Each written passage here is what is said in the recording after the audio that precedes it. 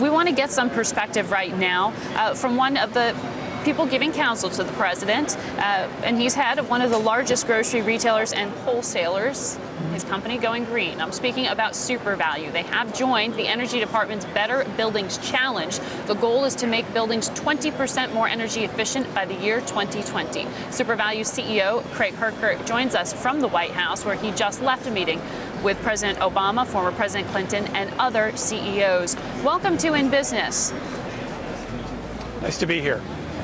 How much is SuperValu investing in becoming more energy efficient?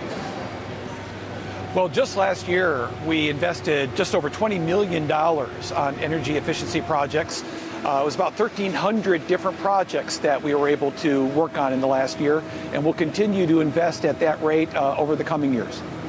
And how many new jobs did that create? You know, we don't break out the exact jobs that it creates, but what is exciting for us is what it does for our communities and our stores. One of the things I was able to share with Secretary Chu is some of the projects we're working on are frankly very practical projects, like putting doors on all of our dairy and milk cases, putting alarms on the freezer doors so that if someone accidentally leaves it open, you get a text reminding you to close the doors. The payback on these projects are fairly quick, and we're really aggressive on rolling out these in our existing store base. We have about 78 million square feet of existing facilities across the country. So our real opportunity is to retrofit existing facilities to be more energy efficient. We heard from the president that this is a way he hopes to help create jobs. Also talked about the payroll tax holiday not being extended for the moment. How many more jobs do you intend to create at SuperValu right now? We've got some openings coming up this year. We'll open about 80 to 90 new Save-A-Lot stores. Our key growth area right now is in our Save-A-Lot business. After opening 90 new stores last year, we'll open 80 to 90 this year. And as you know, we've committed to open over 250 Save-A-Lot stores in or around food deserts over the coming 5 years in our agreement with the First Lady and the Partnership for Healthier America. So our real job growth engine right now is in that Save-A-Lot business.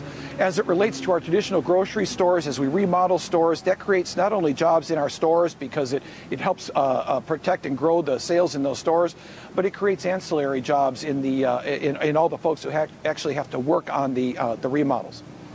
Well, what would make you hire more? You know, at this point, we continue to work on our business transformation here at SuperValu. Our program is to be America's neighborhood grocer. We see a lot of traction on that program, and as we continue to make traction against it, we will continue to invest in both aggressively opening Save-A-Lot stores and over time opening new traditional stores as well. So you're the CEO of one of the largest, grocery chains in this country, so you get a pretty good look at what's happening at the kitchen table of Americans across the country. What can you tell us about your consumer base? And I realize it sounds like you've got a police siren behind you there, if you can hear me. I can hear you fine, thank you. You know, the interesting thing we see is a continuation of the trends that we've seen over the past couple of years, and that is the consumer is really stressed at the end of the month.